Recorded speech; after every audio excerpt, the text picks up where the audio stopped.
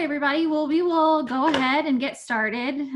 Again, this is Claire Lane. I'm the urban conservationist at the Soil and Water Conservation District. And we also have Mary Welz here with us, our regional specialist from the Indiana Invasives Initiative. So Mary, if I could get you to pop forward to the next slide. Yeah, 1 second, sorry. Just some general housekeeping, and we've got everyone on mute, so you should be able to hear Mary and I. And then if you have any questions, you can type them into the chat box. You can either post them to everyone or you can send them directly to Claire, and I will notify Mary when we have any questions or need any follow-up or anything like that. The webinar is being recorded, so we should be able to make that available to you or anyone who misses it today. So I am going to go ahead and open up a little poll we have going. And if you just wouldn't mind to answer those two questions, just asking if you're a Hamilton County resident or property owner, or if you've used EDDMapS before. And of course, everyone's welcome in the webinar, whether you're a Hamilton County property owner or not, just trying to get some info. So really quickly, I just wanted to give you a little bit of background on the Hamilton County Invasives Partnership, which is kind of who's bringing you this webinar today. So we're the local working group, the CISMA, Cooperative Invasive Species Management Area in Hamilton County. And we're just here to address invasive species all across the county as a more collaborative partnership versus individual organizations and individual property owners working on their own, trying to increase our impact.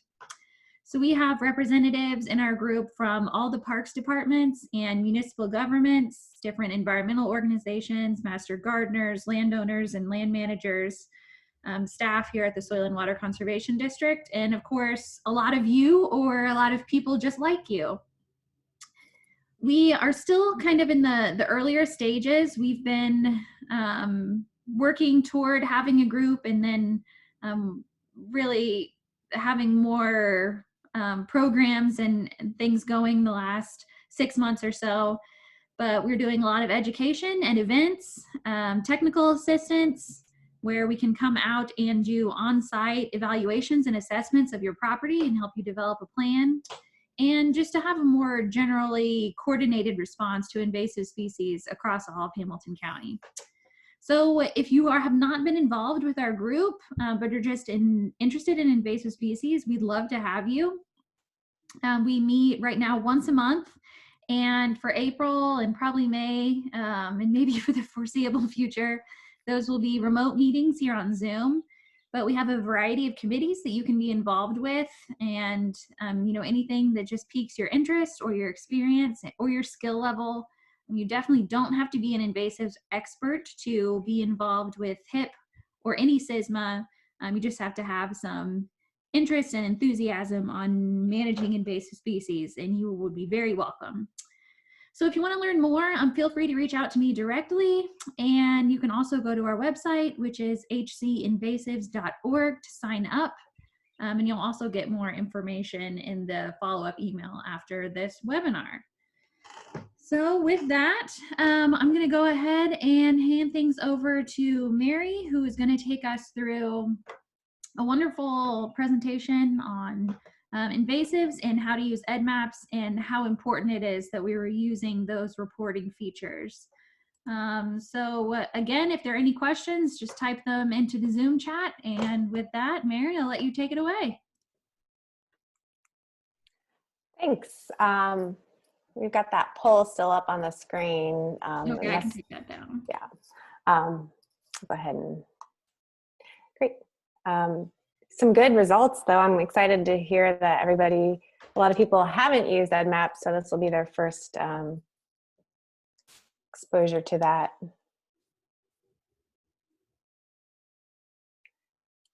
And 1 sec.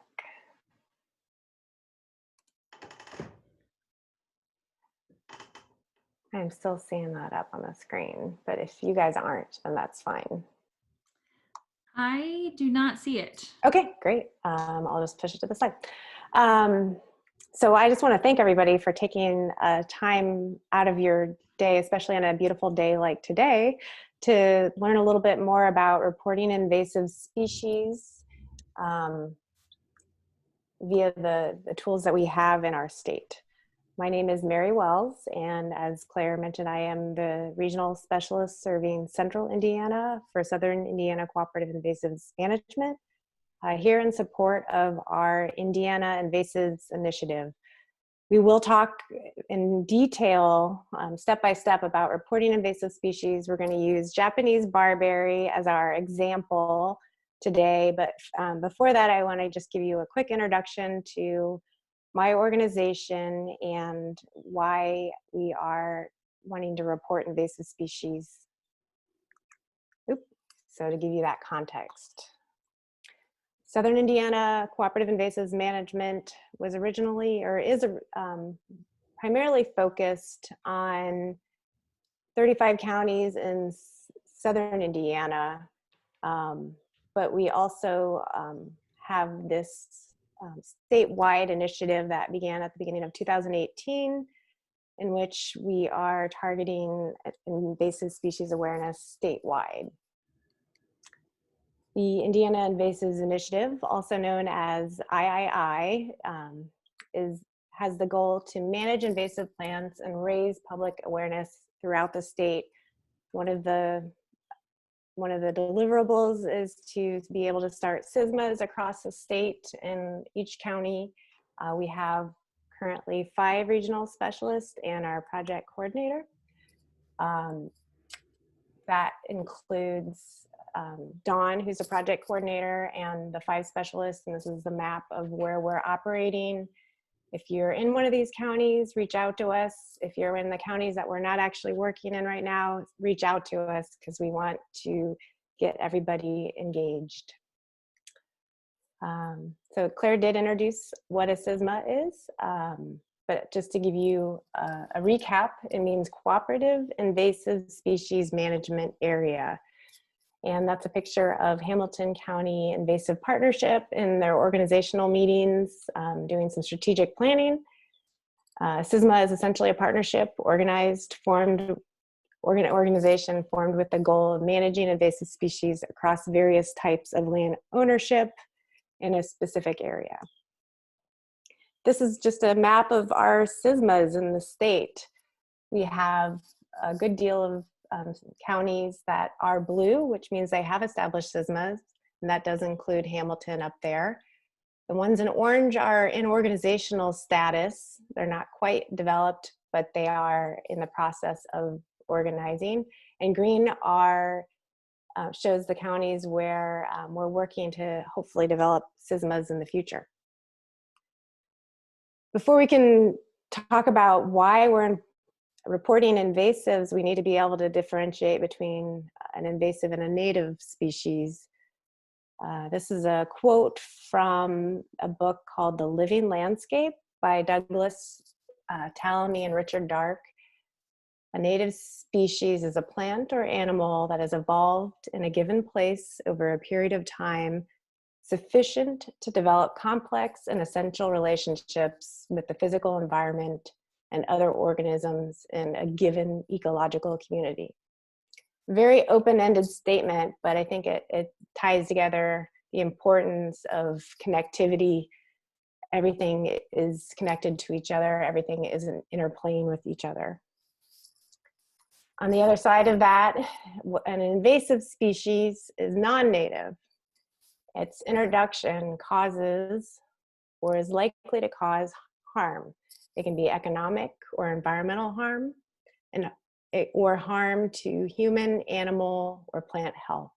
It's usually a combination of all of those or some of those. And the most important takeaway is that these species are introduced by humans.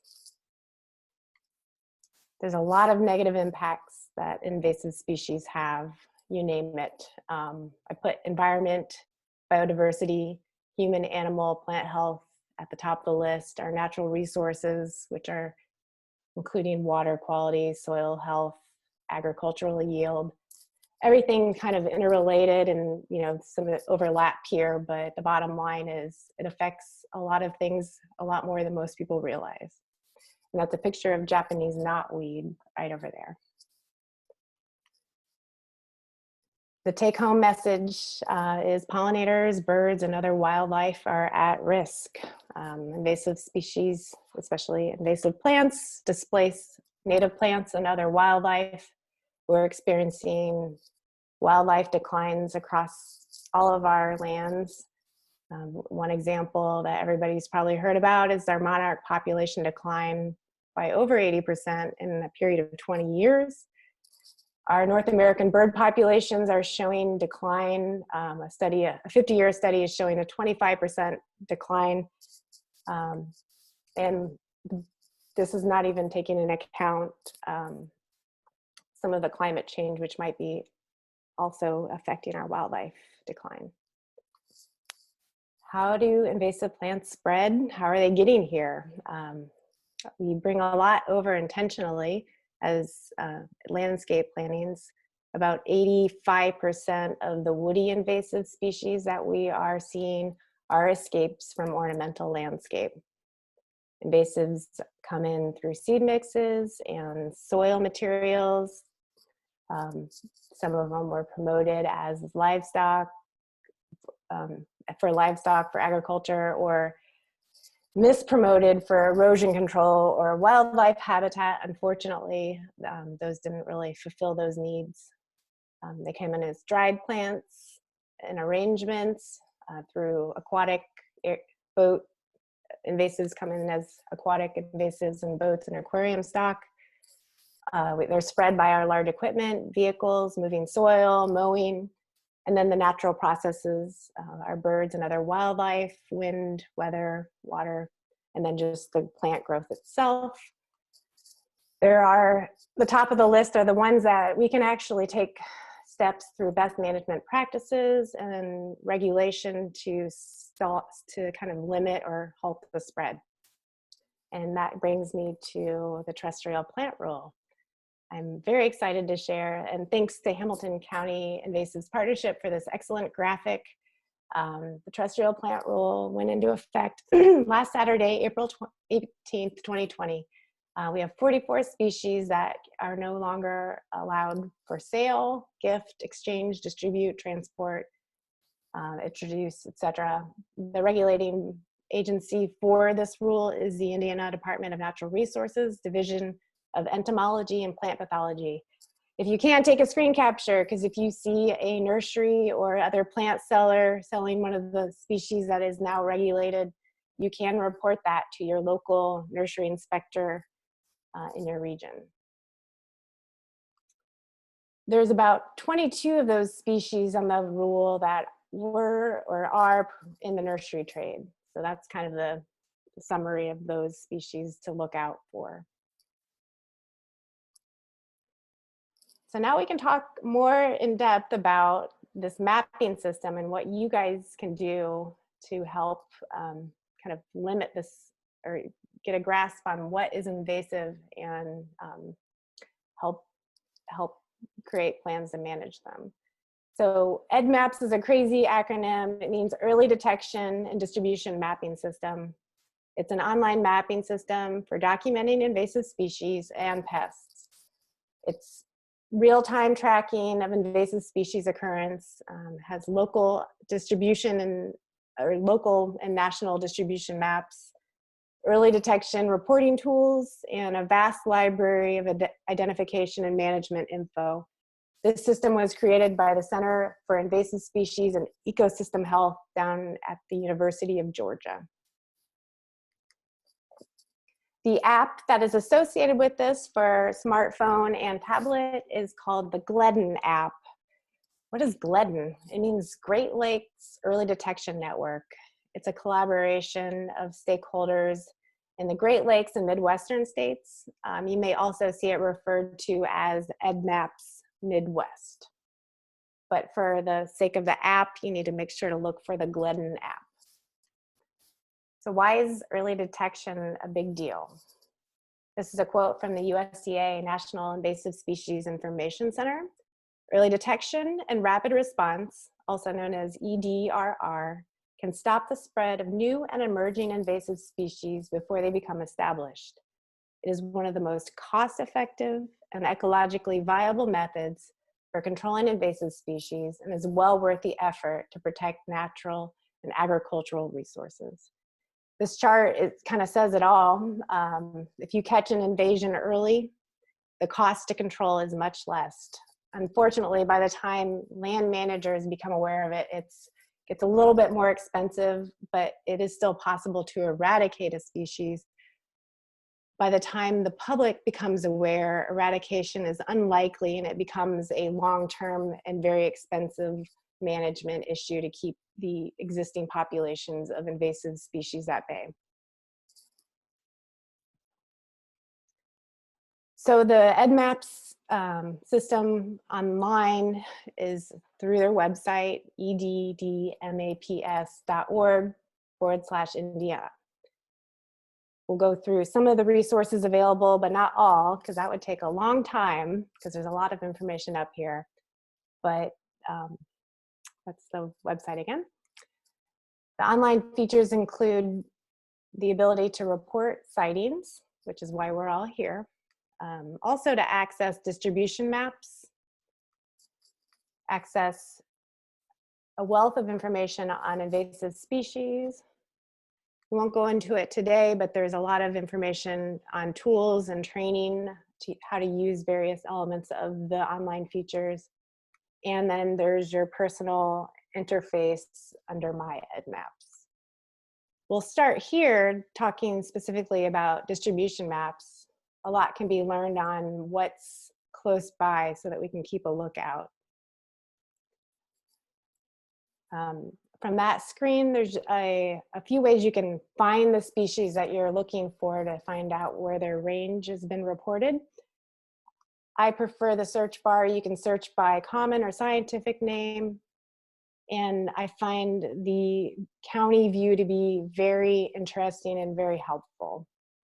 This is a map showing the county view of Japanese Barberi as of April 16th, just last week. Every time there's a positive report in a county, the county turns green.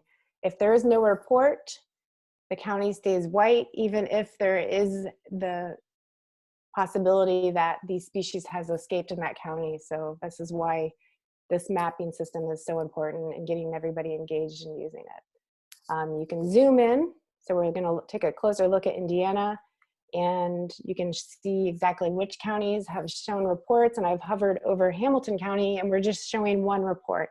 It's very likely that there are more than one instance of Japanese Barberi that has escaped into natural areas in Hamilton County. So I challenge you, Hamilton County and the rest of Indiana, to get those reports started. Is there a question? Nope, just looks like someone else just joined us. From the main screen, you can access specific species information. It will take you to a similar type of search menu where you can search in a variety of ways, or you can simply type in the name that you're looking for in the search bar and select either the common or scientific name in green. And it provides a lot of information on identification, resources to learn more. It has images you can take a look at, as well as getting back to those distribution maps. These are just some of the images I pulled from the image page for Japanese Barberi, showing the various types of foliage on the left. It can be green or red, depending on the cultivar or the genetic material. And then showing that inner bark, which is characteristically yellow. In order to report sightings, you have to create an account. So that's the first step, is to go to this person icon in the upper right corner and register. Once you've filled out all your required registration information and set a password, you can come back in and go to that person icon in the upper right and log in. Before you can submit a report, there's some information you absolutely must have, otherwise it will not process as a report. You need to know what you're identifying, reporting. You need to be able to identify the invasive species. You need to know when, the date you observed the species. You need to know where, location of the sighting, which can be indicated by a single point, a line, or a polygon on the map that is provided. And that will give you your latitude and longitude.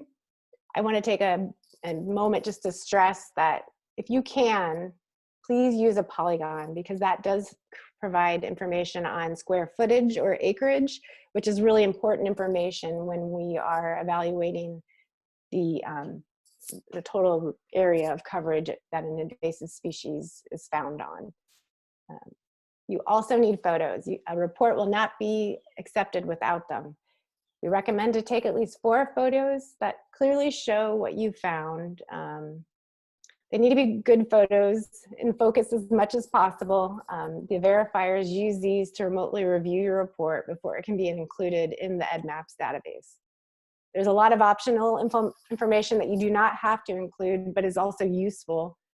The area information, the growth stage of the plant or other type of organism, the density, the location, and the actual type of habitat.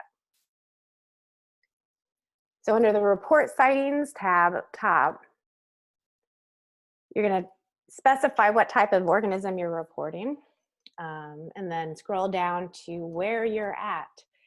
So this tutorial covers most of the Midwest, but for this purpose, we're using Indiana. Under the Report an Invasive Plant Occurrence screen, all the fields in red are information that is required. The other information is not required, but is optional. And if you know it, I encourage you to include that in any report. So it has a similar type of search bar where you start typing in the plant name and it will pull up the species that we're reporting, which again is Japanese Barberi, and the date, required fields. The state we entered in before, but you'll also need to specify your county. Once you specify your county, that map will zoom into a county level. And you can place a marker from here on your position, or if you make a mistake and you want to remove that marker, you can clear your map. So you can clear your map if you have any trouble and keep coming back to it until you get it exactly how you want it. In order to report your polygon, which we're encouraging, I recommend going to the zoom out level on the map screen, which will pull up a larger view of the map. So I have my placeholder point, but I'd rather do a polygon. So I'm gonna go up here and click on that polygon tool. And it's hard to demonstrate without actually showing you, but it's fairly easy. You just click, and every time you click, it draws a point on the polygon. And when you close it up, it completes that polygon for you. So from this screen, it's you've got that mapping taken care of. So you can go back to the reporting screen with your polygon complete. Usually, I don't have this correct, but it will have filled in the latitude and longitude at that point. You can enter in descriptive information on how to find your site, whether it's along a trail or near an intersection, in case someone needed to verify that data in person. Down below is where you upload your images. And again, there's at least 3 to 4 images, ideally. You can upload up to 5 in this area. And at the very bottom, you keep scrolling down. You want to make sure to submit for your report. If you were to go back, hit the back arrow from this screen, all the information we just entered is lost until you hit submit report. So let's just talk again about taking pictures, because it is so important. 90% of the verification is done remotely through these photos. We have about 12 verifiers in the state. They have a lot of verification to do, so the better your photos, the faster and easier it is for them. Make sure to take one of the entire plant or plants, depending on what you're reporting. 2 to 3 with identifying characteristics. So we have here a close-up on the flower of Japanese barberry. And again, we have some images of the cross-section of the wood showing that characteristic yellow inner bark. And then one of the site in which you found the infestation. I hope this never gets that bad in Indiana. This is kind of the worst case scenario where you have nothing but Japanese barberry in your understory. So before you can use this system on your smartphone or tablet, be sure to download the correct app. There are multiple, like I mentioned before, EDDMapS apps out there. So choose the GLEDN smartphone app. It's available for iPhone or Android. You can use it again as a field guide, just like we did for the website. You can access the distribution maps and you can submit your reports most handily because you can do it from the field. So this is a second way to submit a report. You can download the app and you'll need to make sure to log in. You'll use the same login information that you use for the website and it'll pull up this home screen. There's a few ways to get to the species that you're trying to report. You can go to the categories or the all species list, or you can even develop your own personal species list for any plants that you're reporting commonly to save you a little bit of time. For the purpose of this tutorial, we'll go through the species categories. There's more categories than what's on the screen, but I've scrolled down so that I can get to shrubs, since Japanese barberry is in the shrub category. And from there, it will pull up the list of all the shrubs in the GLEDN app system, and you can scroll alphabetically to find the species that you're looking for. So before we report, let's explore some of the field guide features. The icon, the eye icon to the right, if you select that, it will pull up images. You can select the info tab to get more information on identification. And you can also check out the local map for reportings nearby. But going back to that screen, to actually start a report, you just select the species name. And then if you don't have your location services turned on for your GLEDN app, it will give you this error window. Simply go to your settings and allow your GLEDN app to access your location services while in use. And then this is the report screen. You can start either with mapping or a photo. Since it's top of the list, we'll start with a photo. It will pull up either the option to take a picture through the app or to select an image from your photo library. You'll most likely have to give the GLEDN app access to your camera and your photo library on your phone in order for this to work. And it should be pretty straightforward. I prefer to take pictures beforehand and have them in my photo library and make sure I'm happy with those pictures before I import them into my report.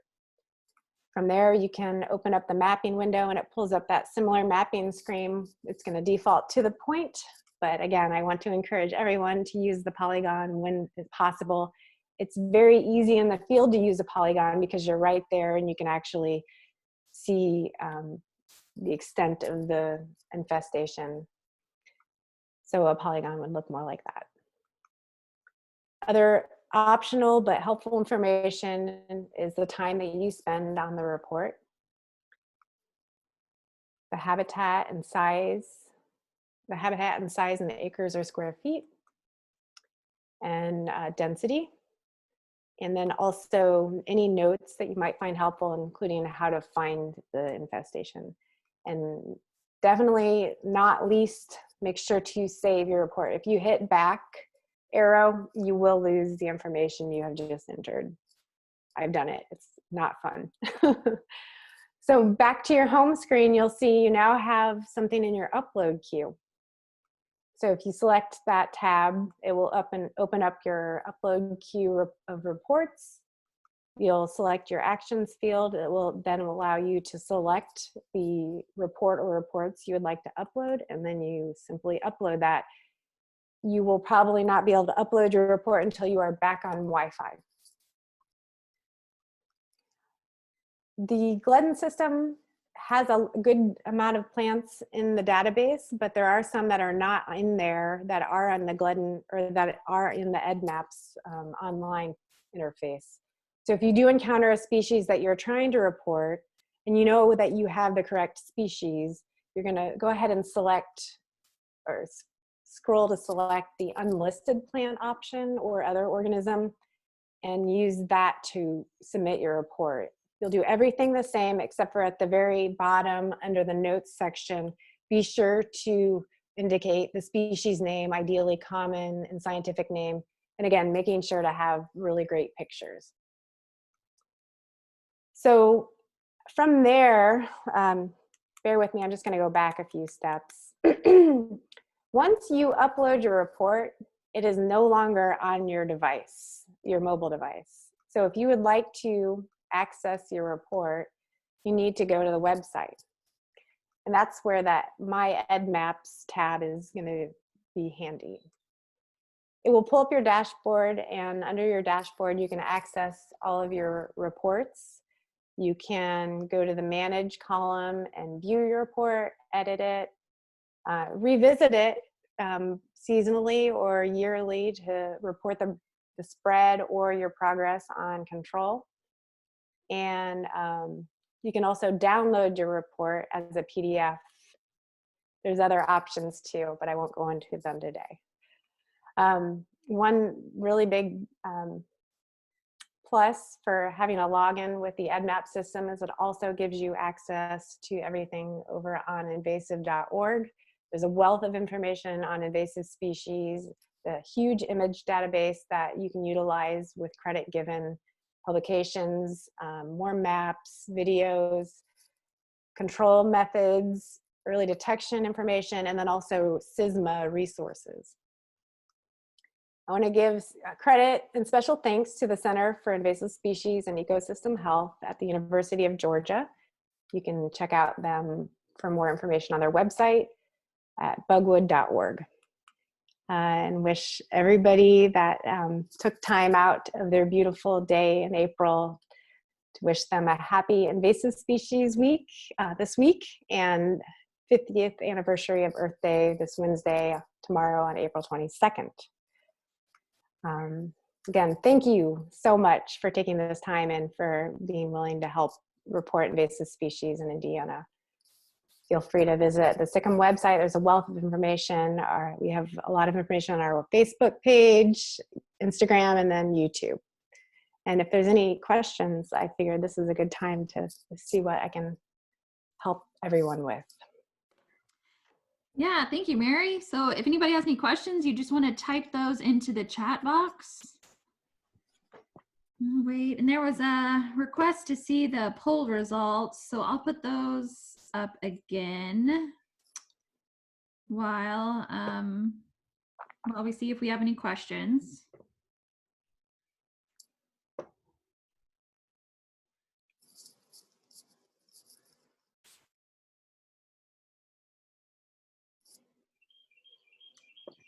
Okay. Phil asked, when he registered, it's asking for a group. Mary, what should we put in there? You can leave that information blank. I believe it's just if you wanted to put the Hamilton County Invasive Partnership as your group, it's optional. It's not essential. Okay. From Kelly, do you have to be 18 or can any age participate? As far as I know, you do not have to be 18, but that is a good question.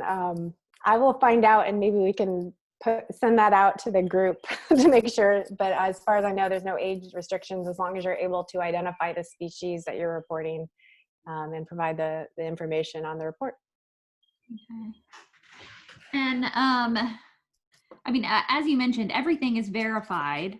So what is the typical turnaround, Mary? Do you know? And I'm sorry if you said that and I missed it. No, I didn't say it, and it does vary, but I have noticed same day, like almost too fast, where I've uploaded a report and within 30 minutes it's verified, and when I was intending to edit my information and upload more images. So it just really depends on the quality of those photos, and the more reports that are up there that are verified by a certain individual might make it a little faster for the verifier to be able to confirm that you know how to identify that species. Sure. Okay. Is it helpful for master gardeners to report invasives on our own properties? And kind of the same question on public versus private. Well, invasive species respect no boundaries. Mm-hmm. If you have land where it is escaping to areas where you did not intentionally plant it, that's what we're looking for.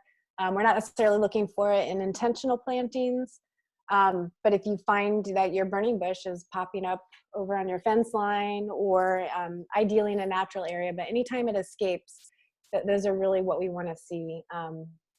And the early detections, focusing on the early detection species is what we're looking for, but there is value in reporting a variety of invasive species, even the ones that are very common and here to stay. Yeah, especially, for the things that aren't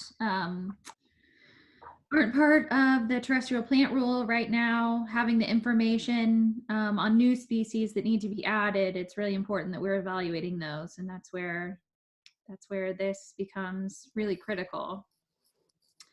Okay, so Phil again says, what about clicking on first detector? I'm assuming that's a registration option.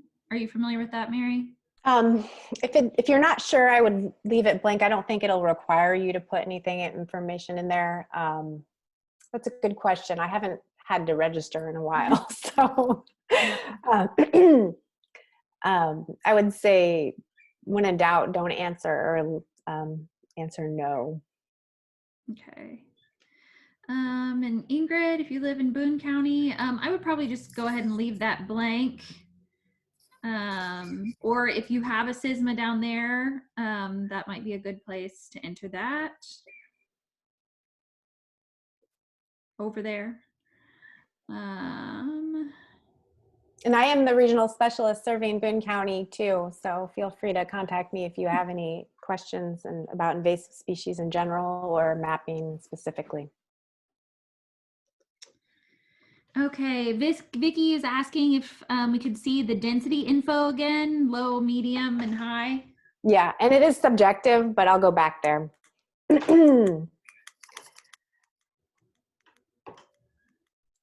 And it does differ by each species. Did I pass it up? Here we go.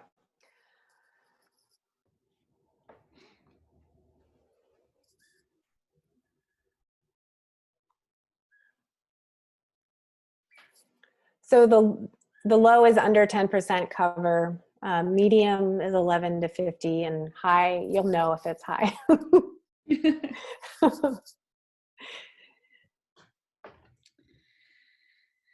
Okay. Question from Mark. Contact info for Hendricks County SISMA. Absolutely.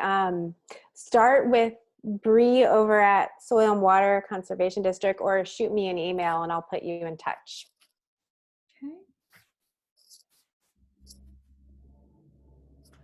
All right. Kind of got a last call for any questions. I will be compiling, this is Claire, I'll be compiling an email I'll send out to everyone that will have a link to the recording of this webinar and the slides as well, if there's anything you want to go back and look through. I will also make sure everyone has the terrestrial plant rule fact sheet that lists all the species and information regarding that. And then I'll probably just add in some other resources. And there's a new kind of guidance tool for the terrestrial plant rule species, I'll try to connect you all with as well. So just a variety of different resources that might be helpful for you. I'll also make sure Mary's contact info is in there. And then I will link to the list of SISMAs statewide. So if you're outside of Hamilton County, you'll know who you can contact to get in touch with the efforts going on in your county. But with that, I think I'd just like to thank Mary again for her time and effort putting that presentation together for us. It's really important that we utilize these tools, and we really appreciate you taking time to help educate us. And this is a good way that we can be active against invasive species, even though we are isolated. So we really appreciate you, Mary, for sure. And with that, I think we've come to the end. So thank you all for joining us. We had about 29 participants, which is great. And hope this information was really helpful, and we can all get right out there and start using these resources and reporting invasive species. Great. Thank you, everybody.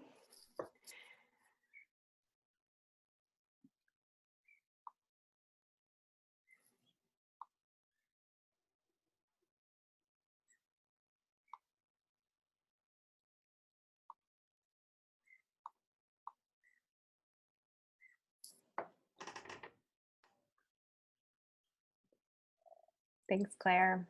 Yeah, thank you, Mary. That was awesome. Yeah, sorry I stumbled a few times. Oh, no, you're fine. And if anybody has questions, I feel like if you need help